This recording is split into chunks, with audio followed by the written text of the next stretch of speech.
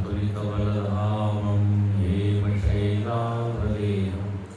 तनुजवनकृशानुं ज्ञानिनामग्रगण्यं सकलगुणनिधानं वानराणामधीशं रघुपतिप्रियभक्तं वातजातं नमामि।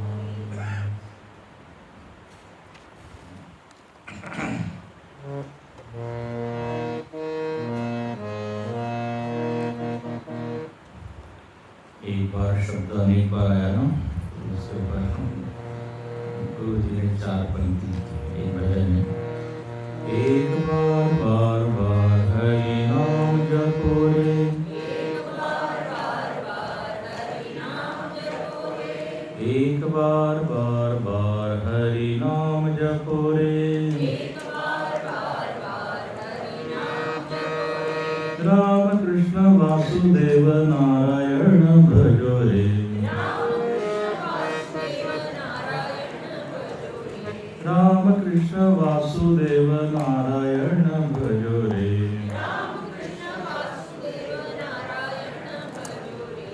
एक बार बार बार हरि नाम जपो रे, एक बार बार बार हरि नाम जपो रे, एक बार बार बार हरि नाम जपो रे, एक बार बार बार हरि नाम जपो रे, राम कृष्ण वासुदेव नारायण भजो रे, राम कृष्ण वासुदेव नारायण भजो रे, हरि हरि नाम तेरे सब दुख हरते, हरि हरि नाम तेरे सब दुख हरते, हरि हरि नाम तेरे सब दुख हरते, हरि हरि नाम तेरे सब दुख हरते, राम कृष्ण नाम से तू सुख में रमत है, राम कृष्ण नाम से तू सुख में रमत है, राम कृष्ण नाम से तू सुख में रमत है, राम कृष्ण नाम से तू सुख में रमत है, एक बार बार बार हरि नाम जपो रे, एक बार बार बार हरि नाम जपो रे, एक बार बार बार हरि नाम जपो रे, एक बार बार बार हरि नाम जपो रे, राम कृष्ण वासुदेव नारायण भजो रे, राम कृष्ण वासुदेव नारायण भजो रे, हरि हरि नाम तेरे सब दुख हरते, हरि हरि नाम तेरे सब दुख हरते, राम कृष्ण नाम से तू सुख में रमत है, राम कृष्ण नाम से तू सुख में रमत है, राम कृष्ण नाम से तू सुख में रमत है, राम कृष्ण नाम से तू सुख में रमत है, एक बार बार बार हरि नाम जपो रे, एक बार बार बार हरि नाम जपो रे, हरि नाम जपो रे, हरि नाम जपो रे। श्री कृष्ण कन्हैया लाल की जय।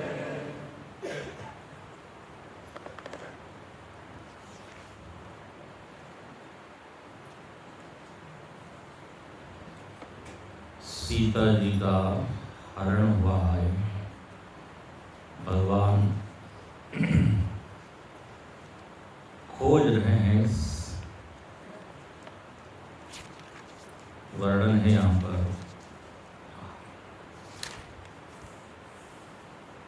ये उनकी श्वेत होने के बाद की सारी चौपाइयाँ हैं।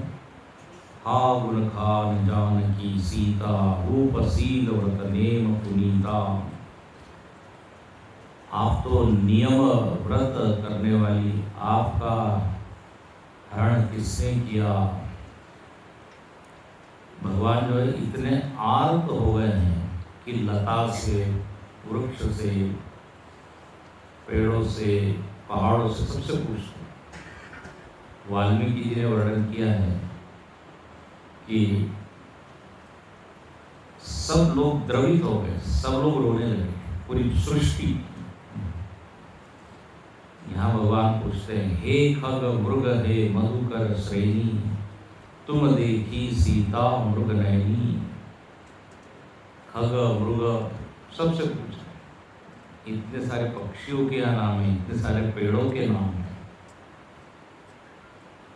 व्यक्ति जब आर्त होता है तो यही स्थिति होती है। कुंद कली दाढ़ी व दामिनी कमल शरद शशि अहिभामिनी। आपने देखा क्या, अनार बिजली कमल सब लोगों से खुश है, और जो पूर्ण काम राम है वो जो है आज असहाय दिख रहे हैं, पर्यावरण। और कहते हैं तब कह गीत वचन धरि धीरा, सुनहु राम भंजन भव धीरा। भगवान की भेंट किससे होती है कि गीत रस, गीत जो है वो दिखाता है। यहाँ वर्णन है कि भगवान ने जटायु जो गिरा हुआ था उसको गोद में लिया है, और जटायु की धूरी जटा झारी, कितना बड़ा प्रसिद्ध वाक्य। जटायु की पंखों को भगवान ने अपने जटाओं से, पंख जो है क्या बोला, जटायु के पंख को भगवान ने अपनी जटा से झाड़ा। और यहाँ पे वर्णन है 30 के बाद, तब कह गीत वचन धरि धीरा, सुनहु राम भंजन भव धीरा। नाथ दशानन यह गति की, तेहि कर जनक सुता हरि दीन। लय दक्षिण दिश दयहु गोसाई, बिलपति अति पुरहि दीना। दरसनादि प्रभु राख्यु प्राण, चलत चलत कृपा निधान। राम कहा तनु राखहु काया, मुख मुस्काई कहीं देहि पाया। जागर नाम मरत मुखरा, अधम मुकुट होई सुधिकारा। सोम लोचन गोचर आए, राखहु देह नाथ के भिखारे। जल भरि नयन कहई रघुराई, तात कर मनिज के गति पाई। परहित बस जिनके मन माहि, तिनकहु जग दुर्लभ कछु नाहि। तनु तहिका जटाहु मम धाम, देहु पाह तुम पूरन काम। सीता हरन तात जनी, कहु पिता सन जाई। जो मे रामत कुल सहित, कहित सानन आई। सियावर रामचंद्र की जय, पवन सुत हनुमान की जय। उमापति महादेव की जय, बोलो भाई सब संतन की जय। गीधराज जटायु ने बहुत प्रयत्न किया, लेकिन रावण के आगे वो सफल नहीं हो सका। जीवन में वो सफल हो गया, उसका जीवन राम जी के काम में आया। वही जीवन धन्य है जो भगवत कार्य में उपयोग में आए। वही क्षण जो है, वही समय सार्थक है जिस क्षण में हमने भगवान का स्मरण किया। बहुत अच्छा भजन है, कभी हम गाएंगे। तो यहाँ पर राम जी ने उसको बहुत प्रेम दिया है। अब वो बिल्कुल अंतिम स्थिति में, क्योंकि रावण ने इतना घायल कर दिया है, भगवान कहते हैं अभी मैं तुमको जीवन दान दे सकता हूँ। लेकिन वो क्या कहता है, ऐसा भाग्य किसको मिलेगा कि अंतिम समय में आपका दर्शन। सो मम लोचन गोचर आगे, मेरे आंखों के आगे। जैसे भीष्म पितामह भी शरशैया पर लेटे हुए हैं, उत्तरायण की प्रतीक्षा कर रहे हैं। हम लोग पढ़ते हैं तो वहाँ पे उत्तरायण मतलब वो वास्तव में भगवान कृष्ण का इंतजार कर रहे हैं। भगवान वहाँ पे गए हैं सारे पांडवों को लेकर। भीष्म पितामह ने भगवान की स्तुति की, बहुत ही सुंदर वो भीष्म स्तुति है। तो यही उत्तरायण है कि भगवान का दर्शन करते करते थे जब प्राण तन से निकले, है ना, गंगा जी का तट हो मेरा सावरा निकट, जब प्राण। तो यहाँ पर इतना तो करना स्वामी, ये पूरा भजन है, बिल्कुल वही भाव यहाँ पर है। तो बहुत ही सुंदर ये चौपाई है, इसको याद रखना है कि परहित बस जिनके मन माही, तिल कहूँ जगत दुर्लभ कछुआ। परहित करने की इच्छा जिसके मन में, परहित करने का उत्साह जिसमें, उसके लिए दुर्लभ कुछ भी नहीं, भगवान उसकी सहायता कर देते हैं। योगक्षेमं वहाम्यहम्। तो जटायु जैसे देखिए, उसको वैसे तो अधम पक्षी कहा जाता है, लेकिन उससे अपना जीवन धन्य किया। और भगवान को क्रोध आ रहा है, ये रावण ने इनको कैसे घायल किया, मारा।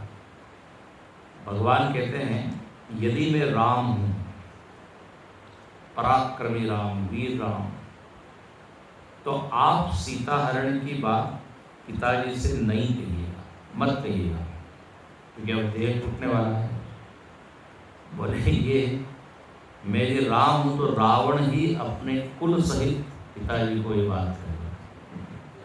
हाँ, तो मैं राम तो कुल सहित कहीं दशा नहीं, मतलब क्या, रावण को मैं मारूंगा। इस तरह भगवान ने जटायु को कहा। और गीध देह तजि धरि हरि रूपा, देखो जटायु को कौन सी मुक्ति दी, तो इसको सारूप्य मुक्ति, भगवान के जैसा रूप उसका हो गया। आप लोगों ने सुना होगा कितनी प्रकार की मुक्ति है, बोलिए जरा।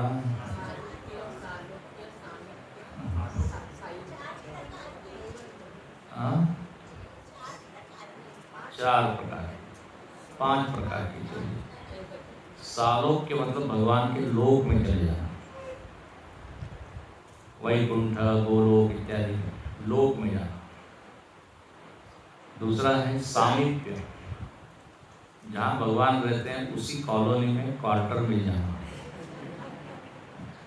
निकट रहना भगवान के, सामीप्य। फिर कहते हैं भगवान के जैसा रूप हो जाना, यहाँ पे ईदराज को सारूप्य, बिल्कुल। इसे वैकुंठ में सब लोग विष्णु जैसे ही दिखते हैं, नारायण भगवान जैसे। एक व्यक्ति कंफ्यूज हो गया, बोले कौन है नारायण यहाँ, सब तो एक जैसे दिख रहे हैं। तो उसका उत्तर बड़ा अच्छा दिया गया, बोले जिसके चरण में लक्ष्मी बैठी है ना वो नारायण। लक्ष्मी का अर्थ होता है जो लक्षित करे, वो है लक्ष्मी।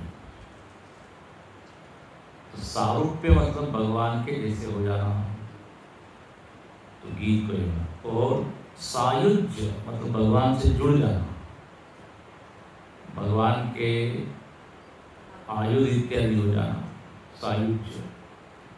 और एक होती है सारष्ट्री, सारष्ट्री मतलब भगवान की जैसी शक्ति उसमें आ जाना, ये भी एक होती है। प्रायः 4 प्रकार की भक्ति कही जाती है, तो ये भक्ति शास्त्र में है। सारष्ट्री, सालोक्य, सामीप्य, सारूप्य, सायुज्य, भगवान ने उनको ऐसी। और जब वो हरि के रूप को प्राप्त हुआ तो वो स्तुति करता है भगवान की, बहुत सुंदर। जय राम रूप अनूप निर्गुण सगुण गुण प्रेरक सखी। ये रामायण में जितनी स्तुतियाँ हैं ना, उसको भी आप अलग से पढ़ा करें, उसकी पुस्तक भी है।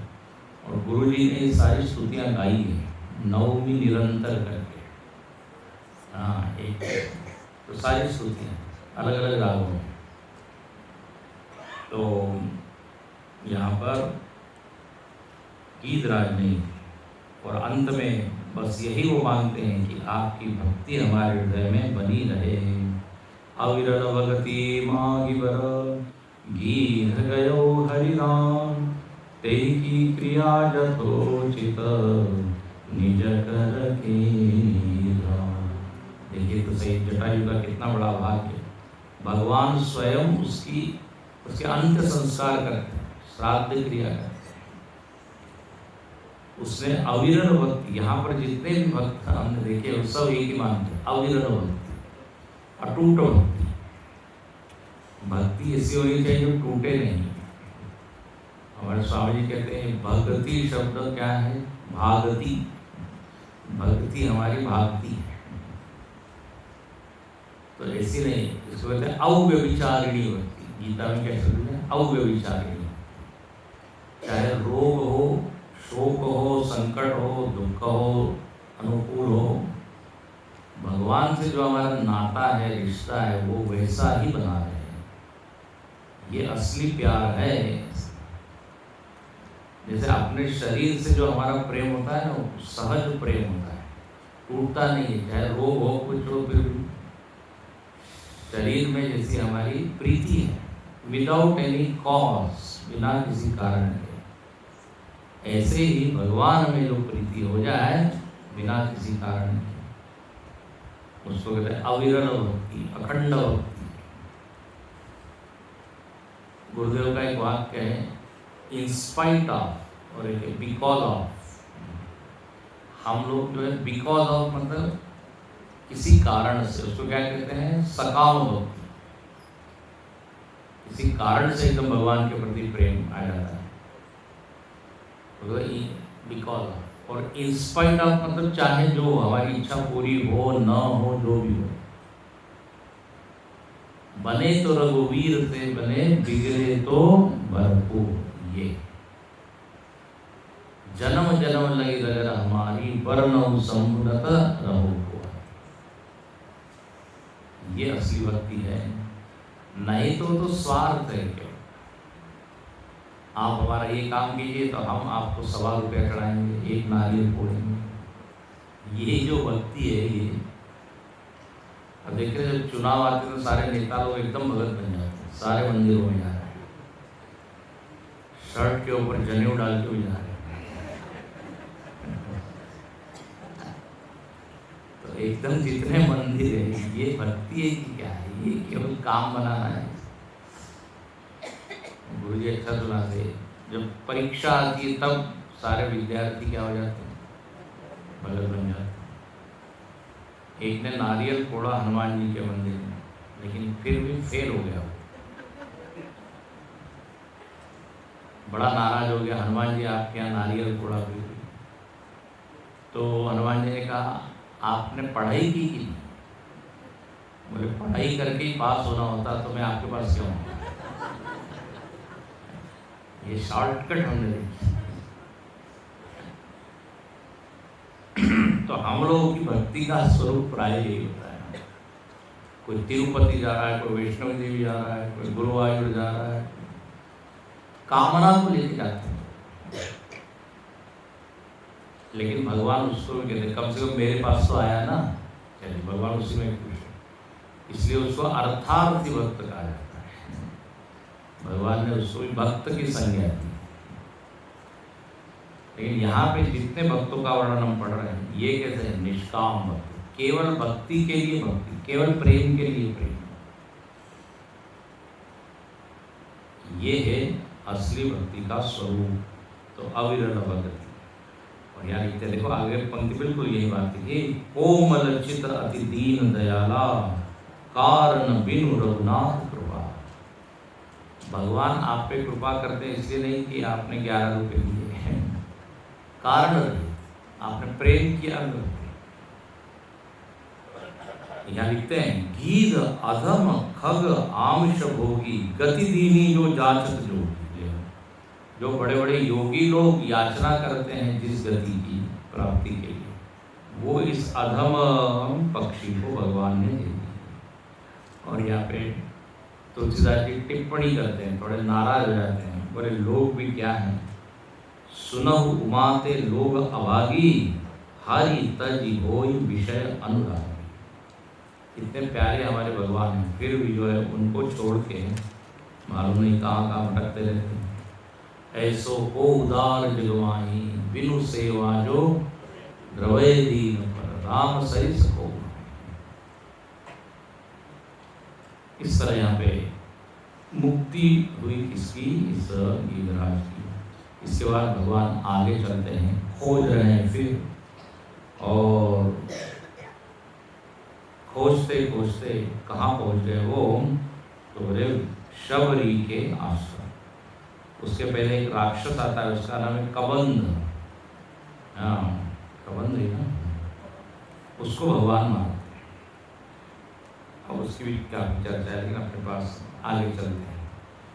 ताहि दे यति राम उदारा, सबरी के आश्रम बहुधारा। अब देखिए ये 33वें, तो के बाद 5वें। अब ये शबरी माता का जो प्रसंग है बहुत ही मार्मिक है, बड़ा भक्ति से भरा हुआ है। जैसे केवट का प्रसंग हमने देखा, कुछ कुछ पात्र ऐसे हैं रामायण में थोड़ी देर के लिए आते हैं, लेकिन अमिट छाप छोड़ के जाते हैं। वो जैसे उदाहरण याद आ रहा है, क्रिकेट में कोई कोई आता है, एक ओवर खेलता है लेकिन चौके छक्के मार के चला जाता है, वो मैच जीता जाता है, वो याद रहता है लोग, बाकी कोई एक ही है। तो ऐसे ही कुछ कुछ प्रसंग ऐसे हैं जो अति प्रिय भक्ति से भरे हुए। तो भगवान जो है शबरी के आश्रम पहुँचा, शबरी का आश्रम है, वहाँ पे पगुधारा। ये पगुधारा शब्द को यदि शॉर्ट कर दो तो बन जाएंगे पधारा या पधारे, पगधारे, पधारिए शब्द आता है। जो बिल्कुल बढ़िया हिंदी बोलते हैं ऐसे बोले आइए, पधारिए। उर्दू में बोलते तशरीफ रखिए। अब एक व्यक्ति को समझ में ही नहीं आया, क्या बोले कहाँ रखूँ, क्या रखूँ, मैं तो लाया नहीं कुछ। तशरीफ रखिए तो आप पधारिए। एक व्यक्ति ने गलती से बोल दिया सिधारिए, वो नाराज हुए, क्या बोल रहे हो? इससे ही कुछ बोलते हैं ना, अरे पधारिए, वो सॉरी सर। तो भगवान यहाँ पधारे हैं। अब यहाँ पे एक प्रश्न लोगों ने किया कि शबरी देखिए वनवासी नहीं है, मतलब बिल्ली नहीं है, आदिवासी नहीं है, निम्न जाति की। भगवान इनके यहाँ पे कैसे पहुँचे, क्यों पहुँचे? जरूर इसने कुछ पुण्य किया होगा, उसके बिना तो भगवान कैसे वहाँ दर्शन दें? तो अनेक महात्मा लोग ये शबरी की पूर्व कथा सुनाते हैं। बोले शबरी जो है पूर्व में एक रानी थी और बड़ी भगत थी, भक्ति भाव उनमें था, और वो अलग अलग सत्संगों में जाया करती थी। कहते हैं एक बार वो कुंभ मेला में गई। कुंभ मेला आप जानते हैं जहाँ पे सारे साधु लोग, यदि आपको साधुओं की वैरायटी देखनी है विविध प्रकार की, तो कुंभ मेले में जाइए, तरह तरह के साधु। अंग्रेज लोग जो है इस कुंभ मेले को देख के बड़े आश्चर्य व्यक्त करते थे। बोले कैसे इतने करोड़ों लोग, biggest gathering on the earth, तो क्या है कुंभ मेला, 2-2 करोड़ लोग। पंडित मदन मोहन मालवीय से उन्होंने पूछा अंग्रेजों ने कि आप इन सबको इनविटेशन कार्ड कैसे भेजते हैं? बोले कुछ नहीं, पंचांग होता है, पंचांग में तिथि होती है, वो सबको सब आया। तो कुंभ मेले में साधुओं के टेंट लगते हैं, फिर वहाँ कोई कीर्तन कर रहा है, कोई प्रवचन कर रहा है, कोई जो है तपस्या कर रहा है, कोई एक पैर पे खड़ा है, कोई है ना जमीन के नीचे सर, अलग अलग तरह के भस्म लगाए हुए हैं, कोई नागा बाबा है, कोई जटाधारी है, जटिलो हुंडी लंच लकेश। तो ये जो रानी और राजा, अब नाम नहीं मालूम है, ये लोग गए हैं वहाँ और उस कुंभ मेले में रानी को तो बड़ा क्या है आनंद आ रहा है, अरे अरे कितने अलग अलग साधु हैं, तो कभी इस साधु के यहाँ, कभी उस संत के यहाँ, कभी उस महात्मा के यहाँ।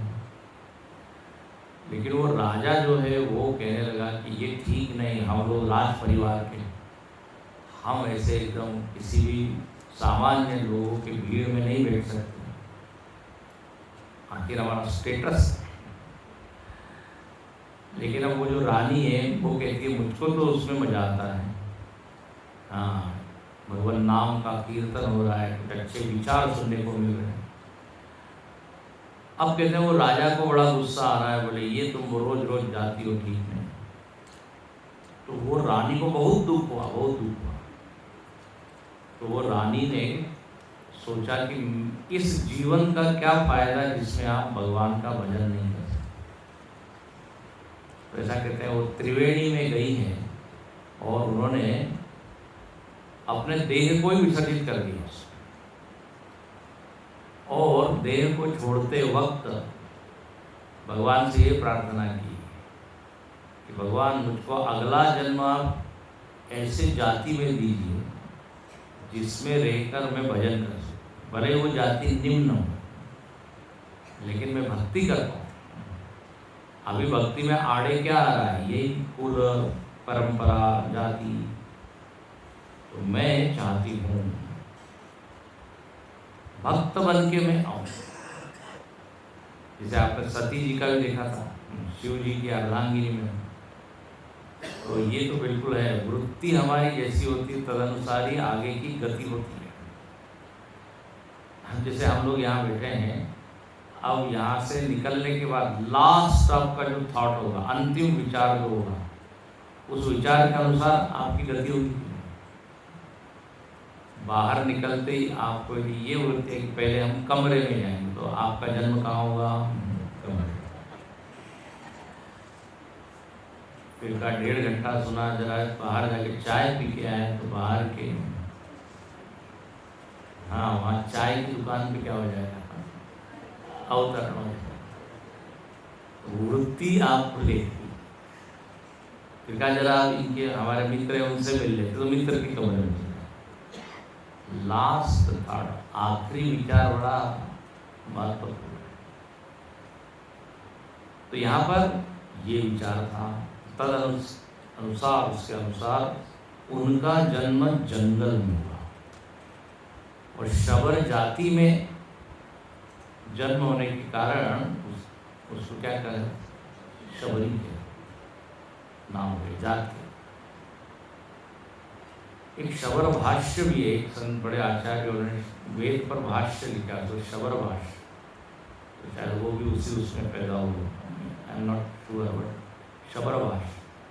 तो शबर जाति में वो पैदा हुआ। अब जन्म से ही उसके मन में क्या है, वैराग्य है, संसार की कोई इच्छा है नहीं। वो जब जंगल में भी घूमती है तो उसको पेड़ पौधों में भी भगवान ही दिखते हैं, और पेड़ पौधे भी बातें करते हुए दिखते हैं। पत्ता और पेड़ बातें कर रहे हैं, पत्ता टूटा डाल से ले गई कौन उड़ा, अब के बिछड़े कब मिलेंगे, देंगे दूर पड़े नहीं, हाँ। तो जीवन में ऐसा ही संयोग वियोग होता है, जैसे पेड़ और पत्ते। फिर पेड़ कहता है पत्ते से, देखो संवाद सुन रहे हैं, सुनो हमारी बात, तरुवर कहता बात से सुनो हमारी बात, या घर की एक रीत है एक आवत एक जात।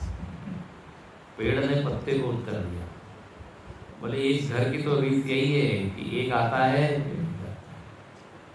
तो देखो ऐसे सब थॉट्स विचार उसमें आए, बिल्कुल सीधी बात है, अपने मन में जैसा होता है वैसे सब तो बाहर दिखता है। तो वैराग्य, भक्ति, भगवान, इसी से उसका मन भरा हुआ है।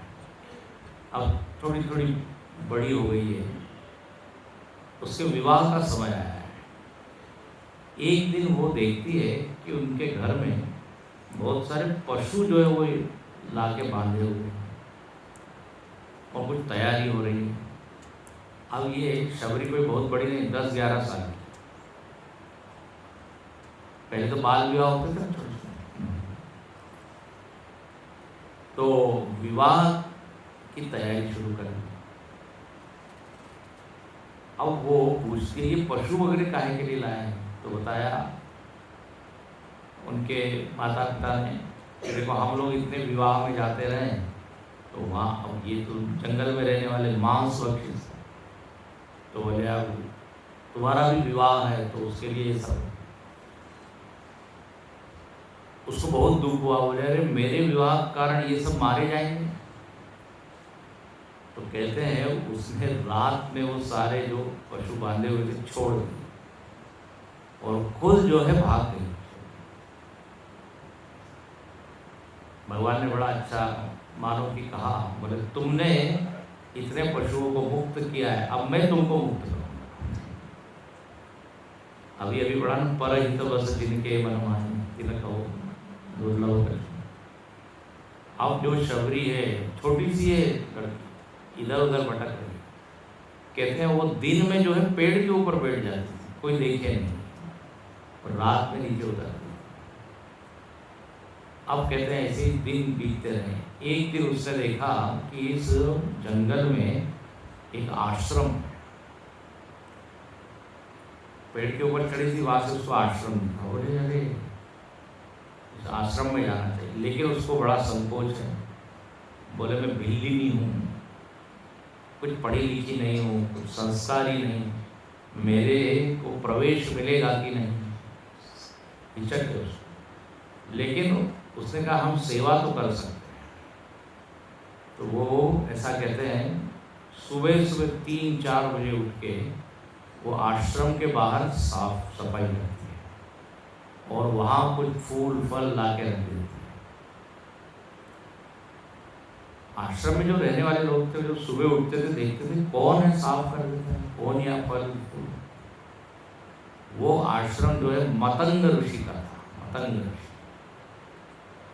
मतंग ऋषि ने उस शिष्यों से कहा जरा देखो, कम से कम एक दिन तो जल्दी उठो।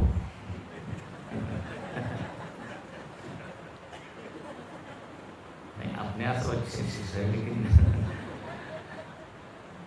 कौन ही करता है उसको। और वो शिष्यों ने देखा कि एक लड़की है, वो ये कार्य, उसको पकड़ के लेके आए ऋषि के सामने बस। तो वो ऋषि पूछते हैं कौन हो तुम, क्या नाम है, क्या करती हो। तो उसने बताया सब कुछ, मेरा नाम शबरी है इत्यादि, और मेरी तो इसी में रुचि है, इसलिए मैं ये सेवा करती हूँ। प्रच्छन्न, प्रच्छन्न सेवा मतलब गुप्त है। ऐसा क्यों करते हो? बोले नहीं मुझको मालूम नहीं इसमें प्रवेश मिलेगा नहीं क्या। मतंग ऋषि ने देखा कि इसकी तो बड़ी तीव्र भक्ति है, सेवा भाव भी है, समर्पित है और साधना करना चाहती है। देखो शबरी में ये सब गुण है, प्रच्छन्न सेवा उसने की, समर्पण है, अभी मिली ही नहीं लेकिन कितनी श्रद्धा है देखिए, सेवा कर रही है।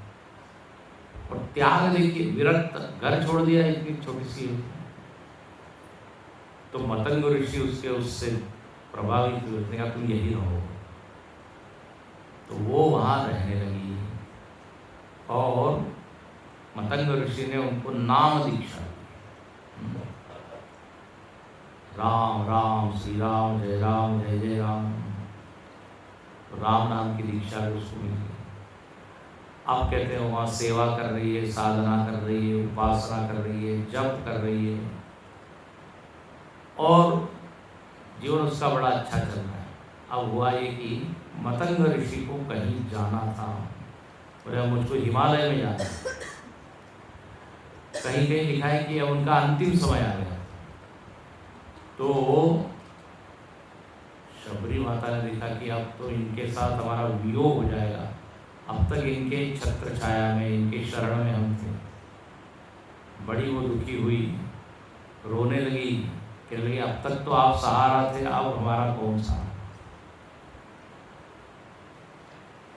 गुरु जी ने कहा, मतलब बोले अब तक जिनके सहारे रहे वही तुमको आगे भी सहारा देगा, मेरे सहारे नहीं, भगवान के सहारे हम भी हो। और तुम्हारी साधना इतनी अच्छी है, करते रहो। एक दिन ऐसा आएगा कि जिसका तुम नाम ले रहे हो वो स्वयं तुम्हारे इस आश्रम में पधारे। नाम वाला जो होता है तो नामी, तो नाम का फल क्या, तो बोले नामी स्वयं यहाँ है। तुम जप करते हो और कहते हैं वो तो चले गए, अब शबरी अकेली है और वो राम नाम जप करते। अच्छा, अब मतंग ऋषि ने ये तो नहीं बताया था कौन सी तिथि, कौन सी दिन, कौन सा वर्ष, लेकिन वो अपना करते रहे। बोले गुरु जी ने कहा है ना तो आएंगे। तो गुरु के प्रति विश्वास, नाम में निष्ठा, ये सब गुण है। अब वो कर रही है, महीने बीत रहे हैं, साल बीत गए, रोज वो सफाई करती। बोले आ जाएंगे राम जी, आ जाएंगे। बोले हो सकता है इस दिशा से आए, तो उस दिशा में झाड़ू लगाती है। कभी लगता है इधर से आएंगे, उधर लगा।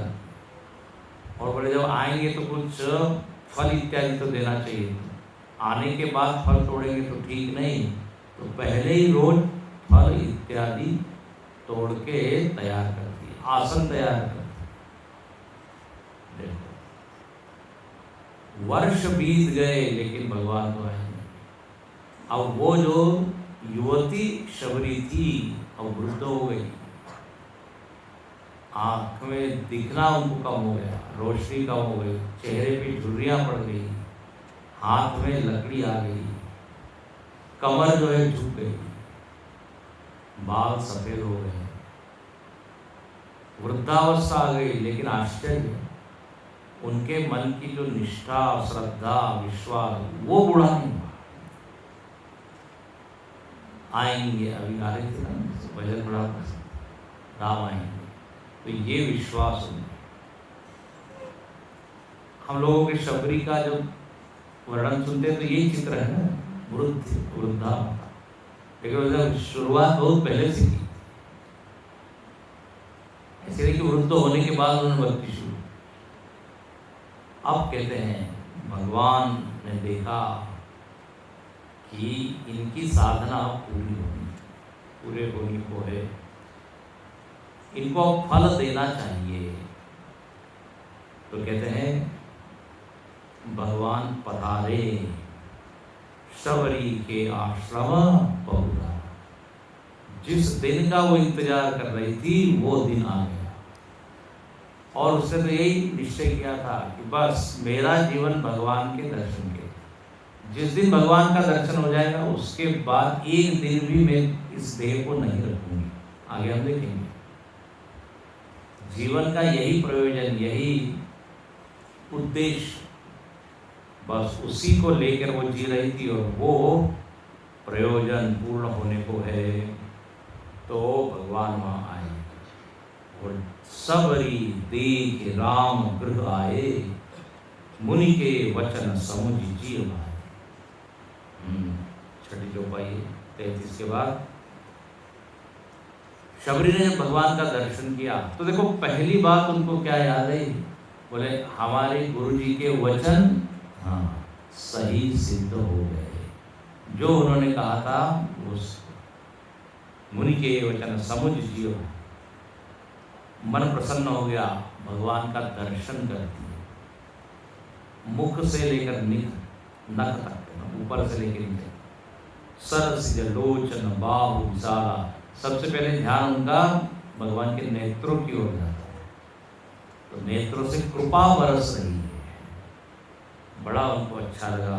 बाहु विशाला, भुजाओं को देखती है, सिर में जो है जटा है, वनवासी रूप है, पूरा वनमाला, वैजंती माला लंबी, दोनों को देखा, राम जी और लक्ष्मण जी को। एकदम शबरी जो है चरण में लिपट गई, केवल दूर से प्रणाम नहीं किया, एकदम पूरा हाथ चरणों में स्पर्श करके लिपट गई। और प्रेम मगन मुख वचन न आवा, इतनी भाव विभोर है कि मुख से कुछ भी शब्द निकलता नहीं, क्योंकि इतने दिन की तपस्या का आज फल मिल रहा है तो उनको सूझ नहीं रहा है क्या करें। ये सात्विक भाव कहते हैं इसको, अष्ट सात्विक भाव। रोमांच होना, गला अवरुद्ध होना, अश्रुधार होना। हमने कई बार देखा है गुरु जी जब रामायण की कथा करते हैं तो कई बार उनका गला अवरुद्ध हो जाता है। प्रेम मगनम वचन नावा, पुनि पद। अब एक ही काम कर रही, बार बार प्रणाम कर रही। फिर एकदम उनको थोड़ा होश आया, बोले अरे उनको भगवान के पैर धोना चाहिए।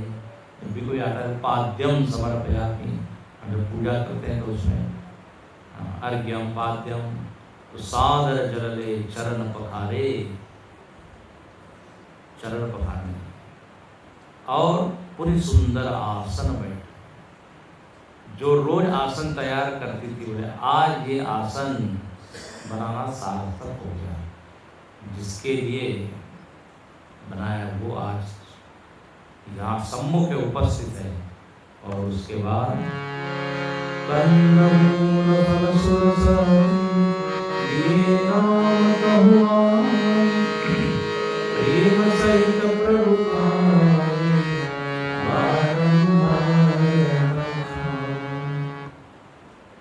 जो रोज फल तोड़ के रखती थी और ये फल लीजिए, और वो कहती है फल आज सफल हुआ है।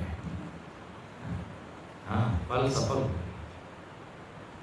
क्या लेके आई? यहाँ तो लिखते हैं कंद मूल फल। प्राणायाम स्वरूप क्या जानते हैं? वेद। अच्छा, यहाँ गोस्वामी जी ने एक तो कंदमूल फल, दूसरा लिखते हैं सुरस, और रसीले फल।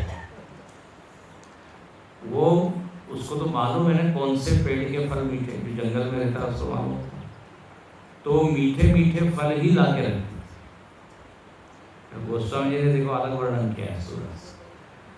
अच्छा, प्राय हम लोग कथा में क्या सुनते हैं, एक एक बेर चख रही है कि खट्टा है कि मीठा है, मीठा मीठा दे रही है। तो वो भी अच्छा भाव है, ये भी अच्छा भाव है। देखो भाव की बात है,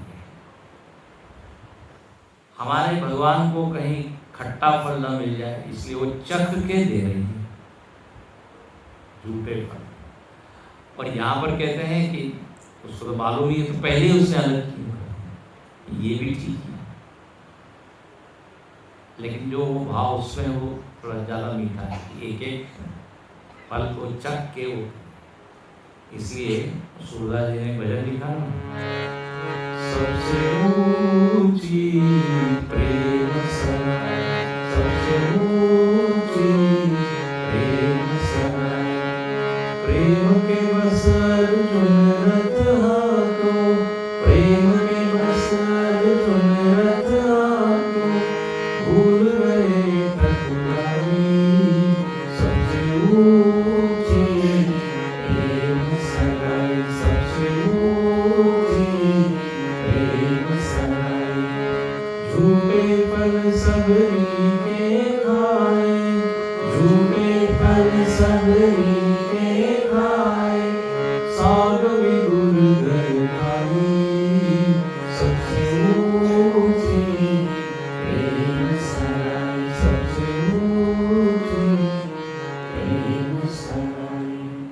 सगाई मतलब संबंध, सबसे बड़ा संबंध, सबसे ऊंचा संबंध किसका है? प्रेम का है। बाकी सब तो चीज गौण है।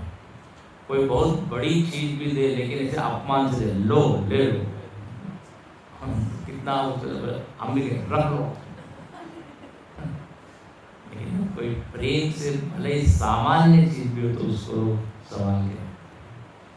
तो झूठे फल बताइए वो दिए, और आप सब लोग गाते होंगे, कौन कहता है भगवान आते हैं शबरी के तरह हम यहाँ।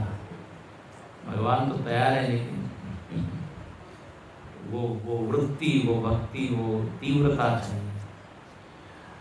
अब कहते हैं भगवान खा रहे हैं, प्रेम सहित प्रभु खाए बारंबार बखानी। भगवान खा रहे हैं, कैसे खा रहे हैं? प्रेम सहित। क्यों प्रेम सहित खा रहे हैं? क्योंकि प्रेम सहित दिए थे। अच्छा, बार बार वाह क्या स्वाद है, पंजाबी में बोलते हैं क्या स्वाद, कितना टेस्टी है, कितना अच्छा। अंग्रेजी में क्या बोलते हैं? Yummy yummy. और गुरुजी कहते हैं ज्यादा यमी यमी मत करो, यम आ जाएगा अंदर।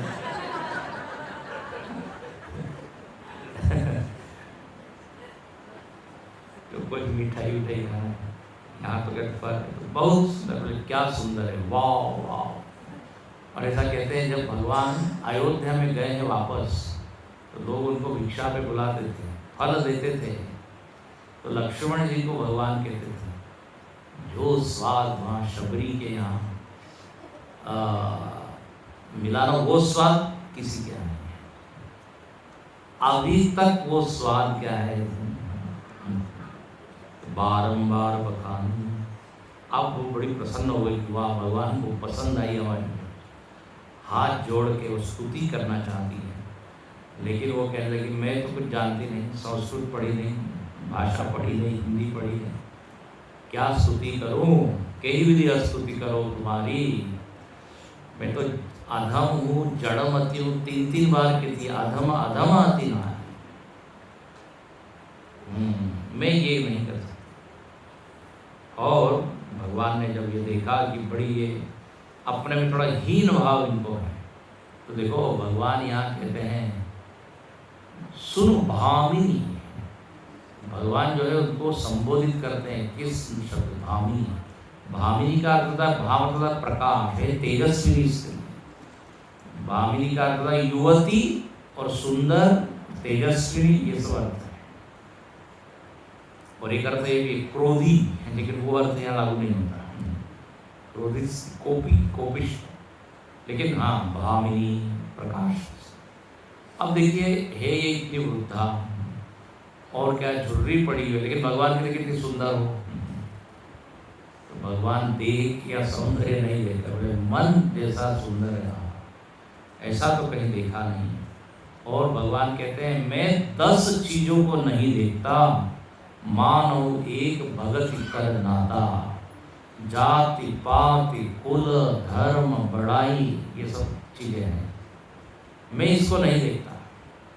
मैं जब किसी से संबंध जोड़ता हूँ तो ये देखता हूँ कि रियल में ही लव्स मी और नॉट, डिवोशन है कि नहीं। बाकी फिर उसकी जात निम्न जात हो, उच्च जात हो, वो सब सेकेंडरी चीज है। कुल कोई सा भी हो, राजकुल हो या सामान्य कुल। तो ये 10 आधार बताएंगे, प्राय सामान्य व्यक्ति इन्हीं को लेके संबंध बनाता है, जोड़ता है। जब कोई शादी वगैरह हमको करनी होती है तो क्या देखते हैं हम? जाते हैं, कुल, धर्म, बड़ाई। बड़ाई मतलब यशस्वी, कितने यश है। 2 यशस्वी लोग आपस में जो है ना शादी करते हैं, जिनका शहर में, देश में सेलिब्रिटी यशस्वी। कोई 2 कुल वाले, राज परिवार वाले वो लोग आपस में जोड़ते हैं, कुछ ना कुछ इन्हीं में से देखते हैं। धन बल पैसा अपना स्टेटस है कि नहीं। लेकिन यहाँ पे कहते हैं मैं केवल भक्ति को देखता हूँ। और एक तो सुंदर उदाहरण देते हैं, भगवान कहते हैं भगतिहीन नर सोई कैसा, बिनु जल बारिद देखे ही जैसा। 34 के बाद 8वीं चौपाई। बिना भक्ति के व्यक्ति कैसा है?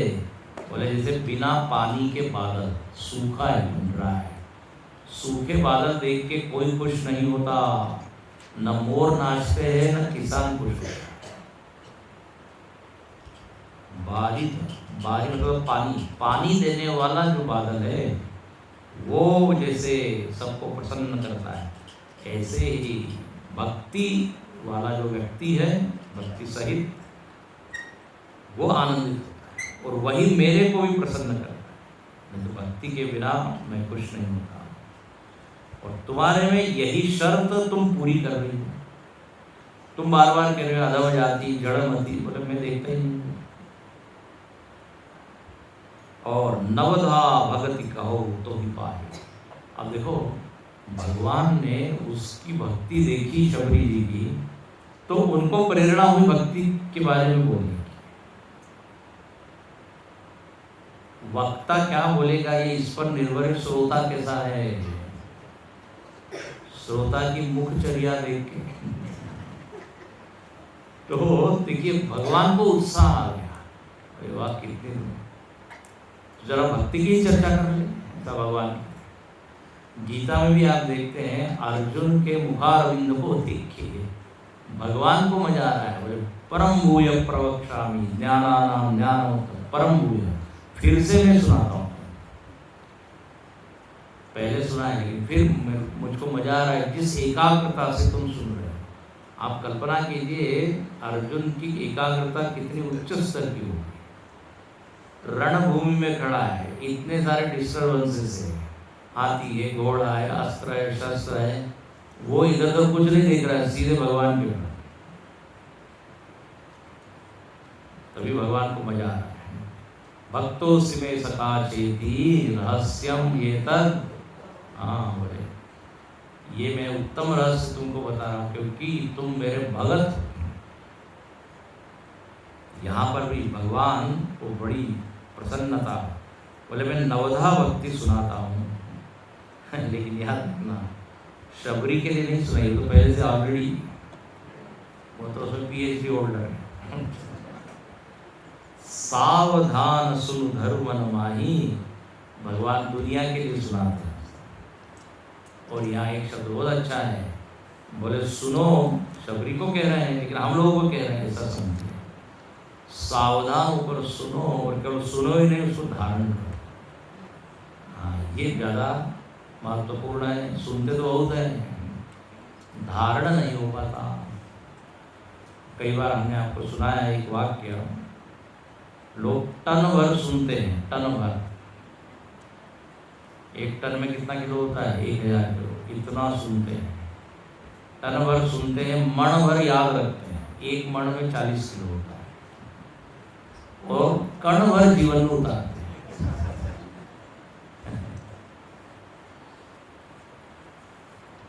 1.5 घंटे के प्रवचन में कितने विचार हमको याद रहते हैं। आप देखिए कई बार हम ये कराते हैं, प्रवचन के बाद लोगों को बोलते हैं बैठिए ऐसे आग बंद करके, जो सुना है उसको स्मरण करके स्मरण कीजिए। कई लोग आपको बोले कुछ याद नहीं आता। हाँ अब भी अभी सुना है तो कितना सुनना पड़ेगा। कणों भर यदि हमको हम आचरण में लाते हैं, थोड़ा सा याद रखते हैं, तो यहाँ इसलिए धारण करना होगा। अब यदि आप समाज में देखो तो हजारों हजारों लोग सुनते हैं ना, कितने लोग सुनते हैं। टीवी पे आप वो संस्कार वगैरह चैनल खोलो, लेकिन समाज में उतना परिवर्तन क्यों नहीं आ रहा है? क्योंकि वो क्या है, सुनते हैं वही छोड़ देते। लोग जैसे दरी पे बैठे हैं या जमीन पे कपड़े झटकते हैं, तो सुना हुआ भी वही झटक देते हैं। इससे परिवर्तन दिखता है। तो यहाँ पर कहते हैं नवधा भक्ति में सुनाता हूँ, और अब ये नवधा भक्ति को हम गा लेते हैं। इसका अर्थ तो बहुत विस्तार से, प्रथम भक्ति संतन कर संग, दूसरी गति मम कथा प्रसंग, गुरुपद पंकज सेवा, तीसरी भक्ति अमान, चौथी भक्ति मम गुण करहि कपट तजिदान, पंचम भजन अपमम दृढ़ विश्वास,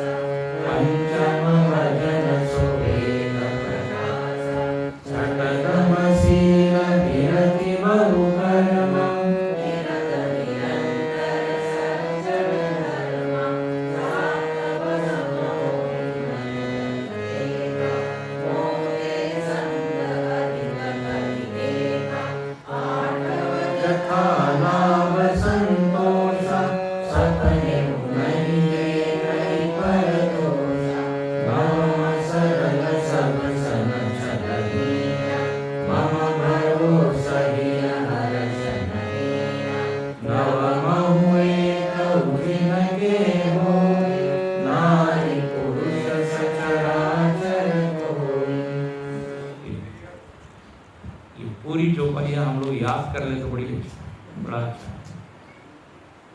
नवधा भक्ति, 9 प्रकार की भक्ति। अब देखो इसका क्या अर्थ होता है, इसको 2-3 ढंग से इसकी व्याख्या की जाती है। एक तो आप ऐसा समझिए कि 9 स्टेप्स है, 9 सीढ़ियां हैं, 9 साधन है, साधन के रूप में इसको, या फिर ऐसा कहा जाता है कि एक एक भक्ति अपने आप में पूर्ण है। जो सुनेंगे तो आपको मालूम पड़ेगा, एक एक भक्ति अपने आप में पूर्ण है। यहाँ पे शुरू कहा, पहला कहा प्रथम भगति संतन कर सकता। तो अब सत्संग साधन के रूप में होता है, सत्संग करेंगे तो फिर आगे आ जाएंगे। अच्छा, कोई लोग केवल सत्संग ही करते, बाकी कुछ नहीं करते, तो देखो वहां पूर्णता होगी। परीक्षित महाराज ने क्या किया, अर्जुन ने क्या किया बताइए। इतने अच्छे से सुना कि श्रवण काल में ही उनको ज्ञान हो गया। तो इसलिए उत्तम अधिकारी के लिए यही काफी है।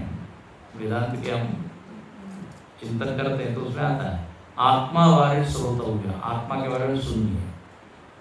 और यदि चित्त शुद्ध होकर साधन चतुष्टय संपन्न होकर हम सुने तो तत्क्षण ही उसको ज्ञान हो जाएगा, उसको अलग से करने की जरूरत नहीं। लेकिन सामान्य व्यक्ति पहले सत्संग करता है, फिर थोड़ा थोड़ा उसको समझना है, फिर आगे बढ़ता है। तो यहाँ पर कहते हैं शुरुआत करो कहाँ से, सत्संग से। ये सत्संग जो है ना द्वार है, सबसे द्वार। सत्संगत्वे निस्संगत्व, निस्संगत्वे जोर से बोलिए, और उसके आगे निश्चलता, जीवन। ऐसा गीता में बचे तो स्वामी झूठ क्यों बोल रहे हैं। तो भज गोविंदम का है श्लोक, गीता का नहीं है तो गीता में ढूंढते रह जाओगे, कहाँ है सत्संग में। तो सत्संग करने से निस्संग, निस्संग से निर्मोह, निर्मोह से निश्चल तत्व का ज्ञान होगा और जीवन मुक्ति। तो मुक्ति अंतिम फल है, शुरुआत सत्संग। अभी सत्संग के ऊपर ही 2-4 घंटे सत्संग हो सकता है, इतना ऐसा ही विषय है। तो पहले सत्संग करें। सत्संग करते करते क्या होगा, भगवान के प्रति एक हमारा संबंध जागेगा, प्रेम रति, जो बिल्कुल भगवान के दूर है लगता है नहीं। सत्संग सुनने से निकटता की अनुभूति और भगवान के गुण, उनका स्वभाव, ये सब मालूम पड़ता है। अच्छा, सत्संग में एक और बात है, हम कहाँ खड़े हैं ये भी मालूम पड़ता है, क्या करना है क्या नहीं करना है। इसलिए जो पहले बालकांड में आया था ना, मति की रति बति भूति भलाई, जिसने जहाँ भी अच्छी मति इत्यादि पाया उसका मूल सो जानो सत्संग प्रभाव। तो सत्संग करें, सत्संग करने का फल होगा भक्ति जागेगी। तो दूसरी रति, रति मतलब उसमें रमने लगेगा। भक्ति का सेकंड लेवल क्या है, रमेगा। अब सब कुछ छोड़ के बार बार कहाँ जाएगा, सत्संग। जहाँ व्यक्ति रमता है फिर उसको छोड़ना नहीं चाहता, रमते। अब कहते हैं इतने साधुओं का वो सत्संग करता है, जहाँ भी सत्संग होता जाता है। अब उसकी रति बढ़ने लगी तो अब वो कहता है मुझको एक कोई गुरु चाहिए, मुझको थोड़ा और गहराई में इसमें आगे बढ़ना। हाँ, तो उन्हीं साधु संतों में से किसी एक को वो गुरु मान लेता है। ध्यान रखना, संत सबके होते हैं, गुरु मेरा होता है। द मोमेंट यू से गुरु, तो उसमें क्या है, व्यक्तिगत एक संबंध होता है। मेरे गुरु, मैं उनका शिष्य होता होता है। क्योंकि संत हमसे मिले और गुरु जी हमसे मिले, फर्क होता है। जहाँ अपनापन है, जिसके आगे हम सब कुछ न्योछावर करने के लिए तैयार है, जिसमें कोई संकोच नहीं, हिचक नहीं, वो हमारे गुरु। और जिनमें हम जो जो गुण चाहते हैं वो सब गुण बढ़े हुए उनमें देखते हैं।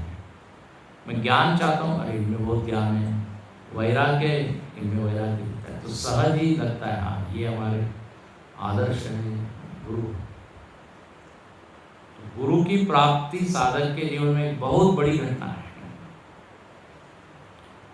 और कहते हैं गुरु की प्राप्ति में भगवान की बड़ी भूमिका है। भगवान ही ऐसा कुछ संयोग बना के जीवन में गुरु लाते। तो गुरु पद पंकज सेवा, गुरु मिल गए तो आप क्या करें? सेवा करें। ये गुरु भक्ति करें, ये भी भक्ति ही है। गुरु भक्ति भी भक्ति का ही एक अंग है। अच्छा, कैसी भक्ति करें? बिना मान के। मान मतलब क्या? अभिमान। नहीं तो जैसे हम बता रहे थे ना, आध्यात्मिक अभिमान हो जाता है, स्पिरिचुअल ईगो। मतलब क्या? पहले सामान्य ईगो था, उसके बाद सेवा एवं की, सेवा का क्या हो गया? अभिमान। इसलिए तुरंत लिखा है अमान। गीता में भगवान लिखते हैं प्रणिपातेन तद विद्धि प्रणिपातेन परिप्रश्नेन सेवा। गुरु भक्ति आ गई। अब गुरु भक्ति आ गई तो गुरु जी ने ज्ञान दिया, भक्ति के सारे सूत्र सुनाए। अब वो क्या करने लगा? चौथी भक्ति मम गुणगण। भक्ति की चौथी स्टेप क्या है? तो जो उसने सुना उसका वो गान करने लगा। अब उसको भगवान के भजन कीर्तन में मजा आ गया, उसने सीखा, गाने लगा। और यह गान का अर्थ प्रवचन भी है, चर्चा भी है। मतलब जो उसने पाया उसका वो शेयर कर रहा है। और ये प्रवचन एक बहुत अच्छी साधना है, बहुत ही बढ़िया। प्रवचन केवल लोगों के लिए नहीं होता, अपने लिए होता है।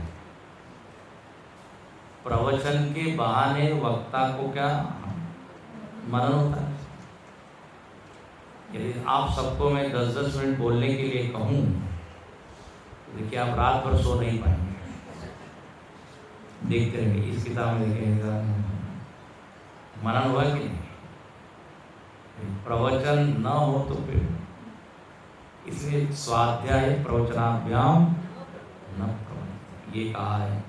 तो चौथी भक्ति, भगवान के बारे में वो भाषण चिंतन मनन कर रहा है, लोगों के साथ बात कर रहा है, चर्चा।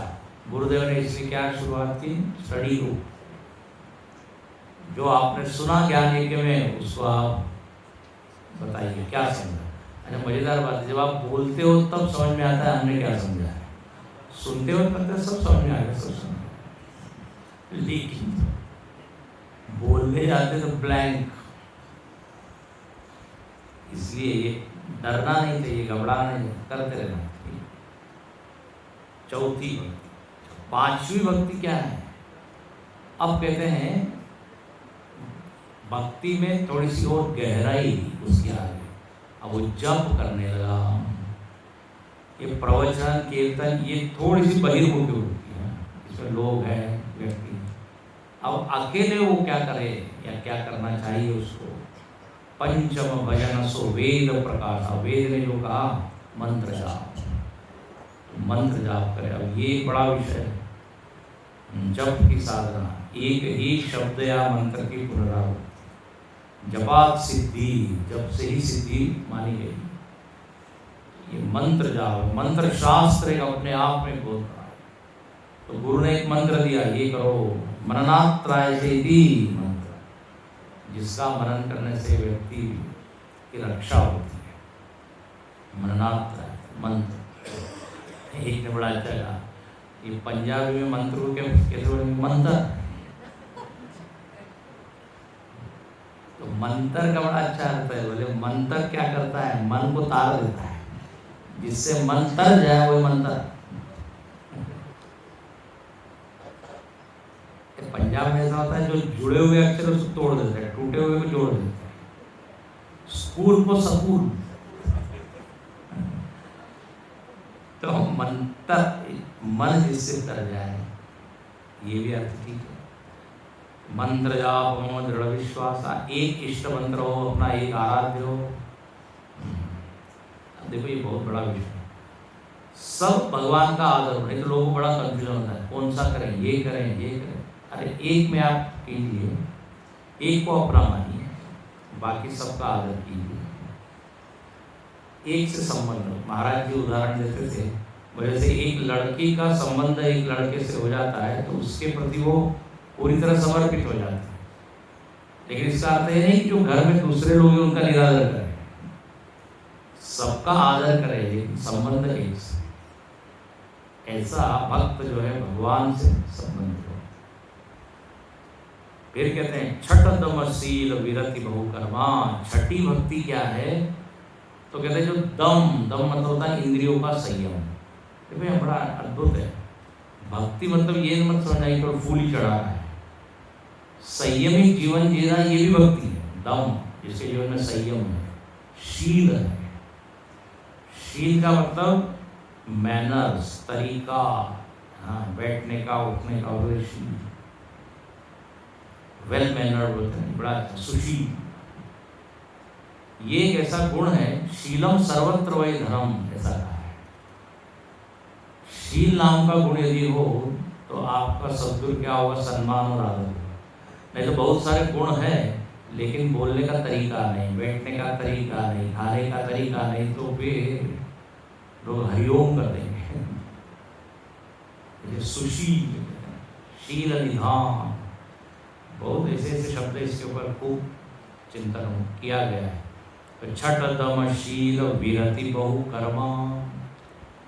विरति बहुकर्मा ये भी भक्ति है। निवृत्त हो गया, एकांत में रहकर उसको जप इत्यादि करने में मजा आ रहा है, इसका मतलब उसकी भक्ति बढ़ रही है। सात्विक भक्ति क्या है? बोले जिसने जप किया, इतना कीर्तन किया, श्रवण किया, अब उसकी दृष्टि बदल गई। सातवस्सह मोहिमय, राममय उसको सब कुछ दिखने लगा। बोले ये सात्विक स्टेज है। और अब जब सद्गुरु उसको भगवान ही दिख रहे हैं तो अब कोई कामना ही नहीं बची। इसलिए 8 जथा लाभ संतोष, जथा लाभ संतोष, यदृच्छा लाभ संतुष्ट। हर चीज में वो क्या है? संतुष्ट है, राजी है उसमें जिसमें रजा तेरी। ये नहीं तो कोई हमेशा असंतुष्ट, और राजनीति में होता है असंतुष्ट दल के नेता। उनको मंत्री पद नहीं मिला, ये नहीं मिला, असंतुष्ट। जब आवे संतोष धन सब धन दूरी समान। संतोषात अनुत्तम सुख लाभ, महर्षि पतंजलि कहते हैं। यम नियम में एक क्या है? संतोष, सत्य, अहिंसा, अस्तेय, ब्रह्मचर्य, अपरिग्रह, और फिर शौच, संतोष। बोले संतोषी व्यक्ति को जो सुख मिलता है आप समझ नहीं सकते। और असंतुष्ट को पूरी दुनिया में मिल जाए तो भी ये तो मिला ही नहीं बोलते। जो नहीं मिला उसी पर ज्यादा ध्यान। लेकिन जो संतोषी व्यक्ति है तो बोले ये भक्ति के कारण जीवन में ये कामनाओं का जो एक प्रवाह है वो कम हो जाता है। 8 हो जथा, और सपने वो नहीं देखे पर दोष, ये भी हम लोगों में बड़ा गड़बड़ा दोष एकदम हम देखने लगते हैं। अब एक ने कहा महाराज हम दोष देखते नहीं, दोष दिखते हैं। मतलब पहले सामने वाला व्यक्ति अपने दोष को दूर करे, ये हो गया ना। अब दोष ही रहता है, हम क्या करें? लेकिन जड़ चेतन गुण दोषमय संत जो है वो गुणी गुण दिखते हैं। देखने की दृष्टि चाहिए, ये नहीं कि पहले सामने वाला निर्दोष हो फिर आप उसमें गुण देखेंगे। हर व्यक्ति हर चीज में गुण है। अयोग्य पुरुष नास्ति योजक तत्र दुर्लभ। सुना कि नहीं? ऐसा कोई भी अक्षर नहीं है जिससे मंत्र नहीं बन सकता। ना मंत्र अक्षर नानौषधि वनस्पति। ऐसी कोई वनस्पति नहीं है जिसमें औषधि गुण नहीं। और ऐसा कोई पुरुष नहीं है या मनुष्य है जो यूजलेस है, कुछ ना कुछ तो उसमें गुण निकल ही आएगा। बस दुर्लभ है तो योजक, देखने वाला उसका उपयोग करने वाला। अच्छा मैनेजर किसको कहा जाता है? बोले जो सब व्यक्ति के गुणों को देख के उससे काम ले ले। यो यस्मिन कर्मणि कुशले स तस्मिन्नेव योक्तव्यम। चाणक्य ने सूत्र दिया, जो जिस कर्म में कुशल है उसको उसमें लगाइए। मतलब हर व्यक्ति में कुछ कुछ तो नहीं। ये सब मैनेजमेंट के सूत्र हैं। तो यहाँ पर कहते हैं दोष न देखें, और अंतिम है नवम सरल। उसके मन में क्या है? कुटिलता नहीं है, सरलता। अब जिसके चित्त में भक्ति छा गई वो कुटिल और बेईमानी क्यों करेगा? कोई जरूरत ही नहीं है भाई। देखो कुटिलता इतने की जरूरत कब पड़ती है? स्वार्थ सिद्ध करना है, अपनी कुछ कामना पूर्ण करनी है, तो इधर उधर करके काम बनाते हैं। लेकिन यहाँ पर और मम भरोसा ही हर्ष, पूरी तरह मेरे प्रति भरोसा। बोले ऐसी ये 9 साधन कहिए, 9 स्टेजेस कहिए, 9 प्रकार के भक्त कहिए, जिनमें ये अब कहते हैं कि मानो कि शबरी ने अपनी स्वयं की ओर देखा, महाराज हमारे में इसमें कितनी है? आप हमको 100 में से कितने नंबर देंगे? भगवान कहते हैं तुम्हारे पास तो सकल प्रकार भगत, 100 में से 100। अब यहाँ कहते हैं भगवान की यदि 9 में से किसी पास 1 भी हो ना तो मैं खुश हो जाता हूँ। देखिए भगवान का इतना 10 प्रश्न में से 1 प्रश्न भी हल कर दिया है, चलो पास।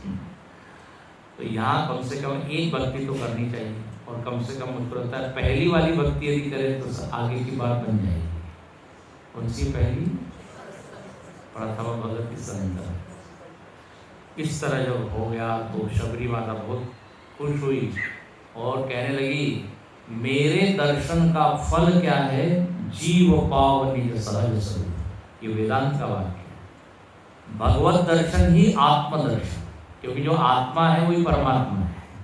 क्या भगवान कहते मैंने तुमको दर्शन किया, अब तुमको अपने स्वरूप की प्राप्ति हो गई। अब जीवन का लक्ष्य क्या हो गया? पूरा हो गया। हाँ, अब वो शबरी माता कहती कि ठीक है अब हो गया, अब मैं इस देह को विसर्जित कर दूँ। भगवान एक क्षण के लिए रुके। बोले क्या? बोले मुझको ये बताइए सीता जी की खोज करने के लिए कहाँ जाऊँ? देखो हर व्यक्ति से पूछते माँ, थोड़ा ये बता के जाइए। भगवान जो मान देते हैं, हम तो अज्ञानी, आप मानव रूप में ना खोज रहे हैं। फिर उनकी यात्रा शुरू हुई। शबरी माता कहती आप पंपा सरहि जाओ रघुराई, तह होई सुग्रीव मिताई।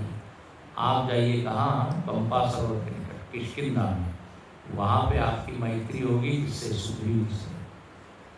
तो भगवान को ये भगवान भी चलते हैं। यहाँ पर लिखते हैं शबरी माता बैठी है, उन्होंने योगाग्नि में अपने देह को भस्म किया। देखो योगी भी थी, अब इतने सालों से तपस्या कर रही है, तो उसमें ये बल आ गया है कि वो जब चाहे तब मन देह को विसर्जित कर सकते। तो उन्होंने वो किया है।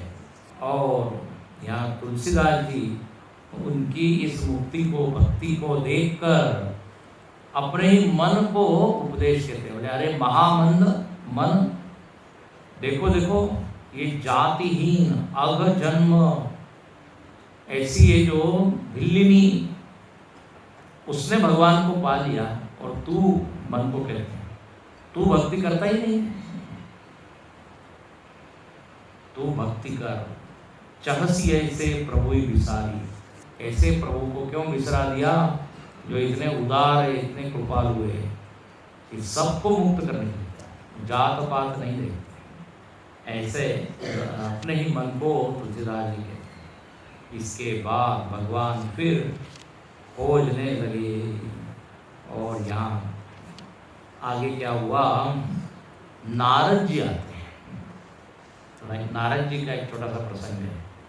और फिर भगवान मिलते हैं सुग्रीव से। तो सुग्रीव से हम लोग मिलेंगे 4 बजे। यहाँ